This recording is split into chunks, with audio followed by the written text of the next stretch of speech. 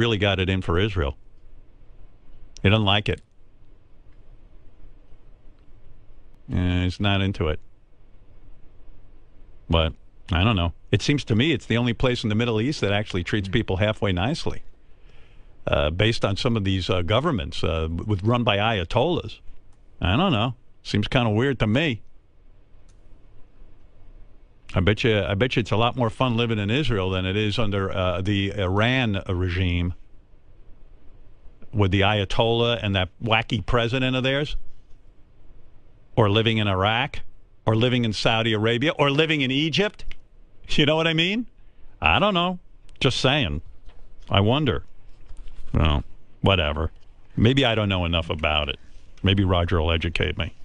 So what did Bon Jovi say? Is he going to go play? Bon Jovi has not responded. No. I think the concert already went on. Yeah, good for Bon Jovi. I don't know.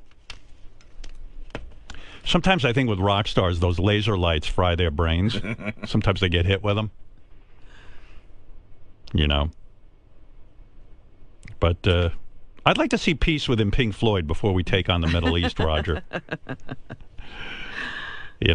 You are one ornery son of a bitch, it turns out. Well, Howard, with gun violence sweeping across the country from Cleveland to Oregon, one child psychologist in Cleveland says there's nothing tougher than sudden death.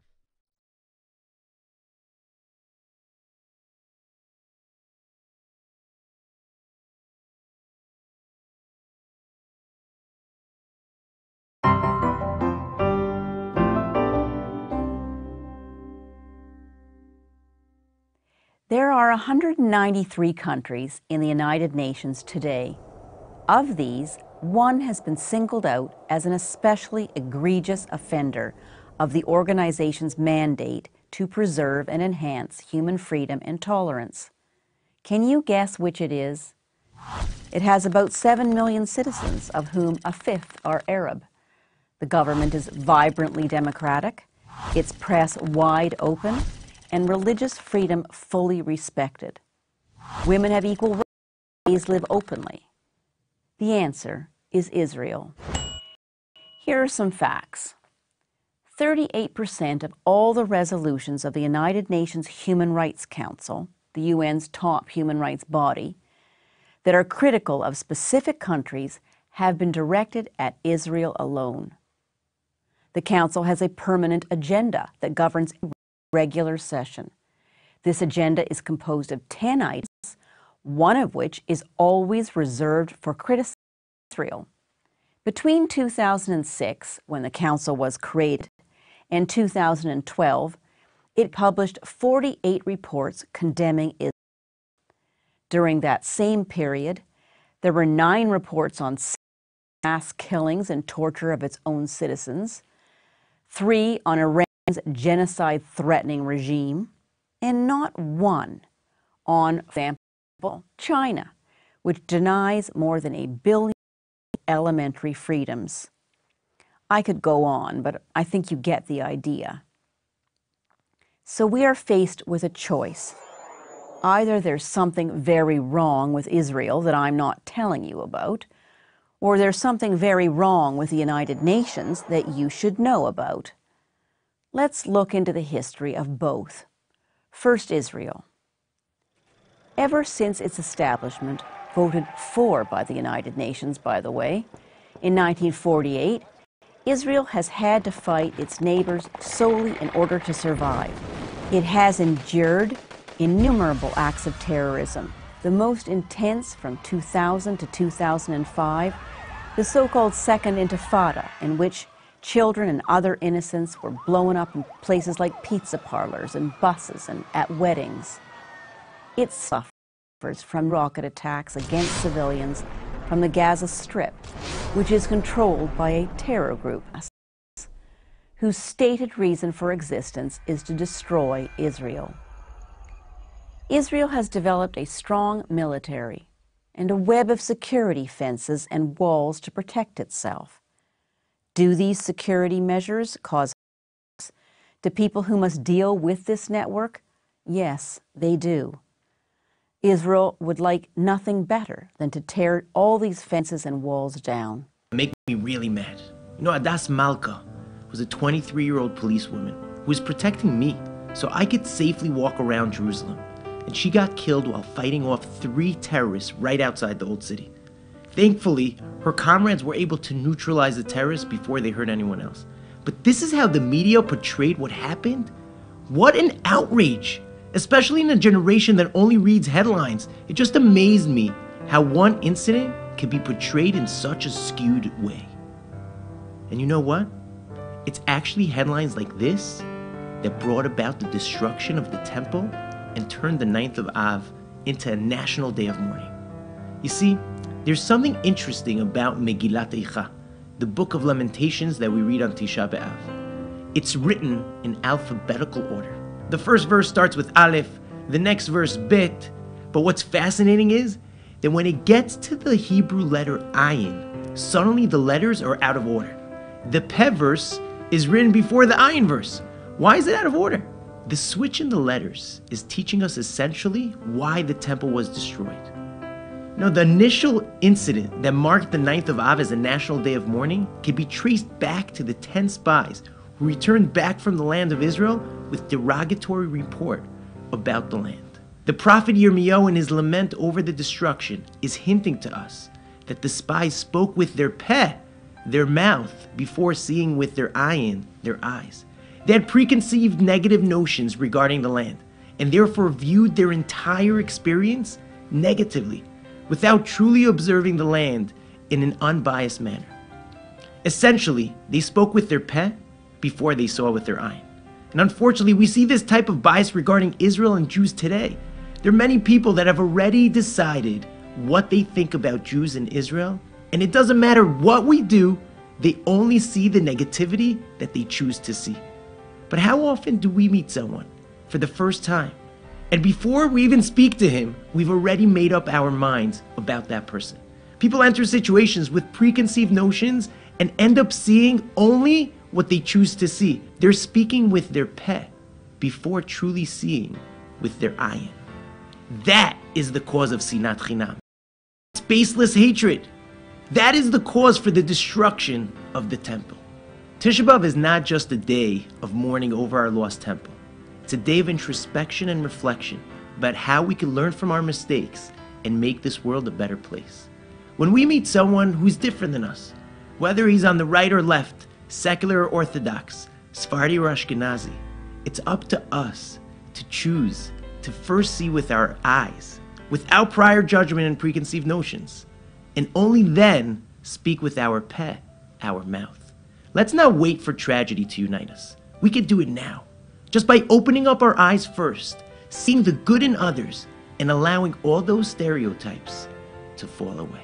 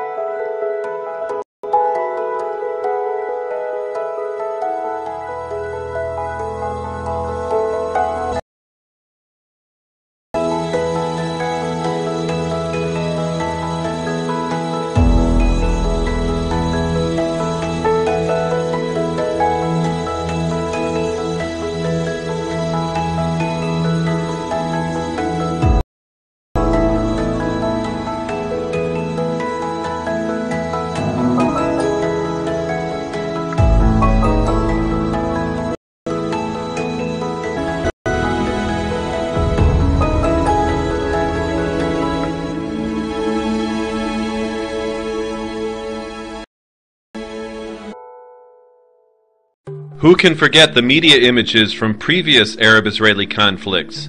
The patterns of repeating smoke in Beirut. The same Palestinian grandmother weeping in different locations, day after day after day. And the series of stuffed animals, apparent victims of Israeli airstrikes, conveniently placed into position by an Arab prop man. Now in Gaza 2012, it's injured man in Gaza. 30 seconds later in the report, the man is shown miraculously. Spell them out for me. What are they? Well, the first thing is to move up the time frame. The current central sanction is on Iran's central bank. It's only set to play in, if at all, in June. Why do we need to wait for June? We need that now, yesterday, today. Just do it. Secondly, America has to present a plausible threat that the Iranians will understand that America means business. I think to a great extent, Obama's made progress this week on that. So it's a combination of carrying a big stick. I think the stick that America is carrying right now is not big enough yet. The smaller stick. Here's what the president said at AIPAC. Listen. Between our two countries is unbreakable. My personal commitment. We will do what it takes to preserve Israel's qualitative military edge, because Israel must always have the ability to defend itself by itself against any threat. There are some who are not happy with the president's words, support. Do you feel like that's changed? You're feeling better about that? I think, again, the words are powerful. The sanctions right now are not, and that's the main gap. What we need in order to retain security and quiet is immediate, paralyzing sanctions that will bring Iran's regime to the brink of collapse. Naftali Bennett is a former chief of staff for the Prime Minister of Israel. Nice to see you. Thanks for talking to us. Thanks for being here.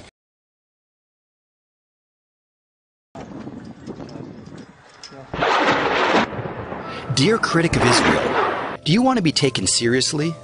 If you're serious about criticizing Israeli policies, but not questioning Israel's inherent right to live in peace and security, now is the time to raise your voice. Speak up and say that the hundreds of rockets being fired from Gaza at Israel are an abomination. Say that attacking Israeli civilians constitutes serious war crimes. Say there can be no justification for acts of terror. Say that Israeli women, men, and children have the right to live in peace in their homes and not be on permanent 24/7 alert. Say that you empathize with Israelis who have no more than 15 seconds to reach a bomb shelter. Say that Hamas is a terrorist organization, precisely what the United States and European Union declared it to be years ago. Say you've read the Hamas charter and understand the group's goal is nothing less than the annihilation of Israel. Say that you condemn Hamas using civilians in Gaza, including children, as human shields. Say that you know Hamas is linked to Iran, from which it gets funding, weapons, and training. Say there is a fundamental difference between Israeli democracy and the despotic Hamas rule in Gaza. Say that Hamas trains children to glorify death and martyrdom, while Israel advances the frontiers of human knowledge. Say that Hamas sabotages every effort to reach peace. Say that no country would tolerate volleys of deadly rockets fired to cause murder and mayhem. Say that Israel has not only a right, but an obligation to defend itself, which means going after the terrorist infrastructure and its leadership. Say you'll avoid mealy-mouthed terms like moral equivalence, cycles of violence, as if you were playing both sides off against the middle. Speak up, unambiguously, while millions of Israelis live from one rocket alarm to another. If you remain silent or resort to ambiguity, don't expect to be taken seriously the next time you criticize Israel.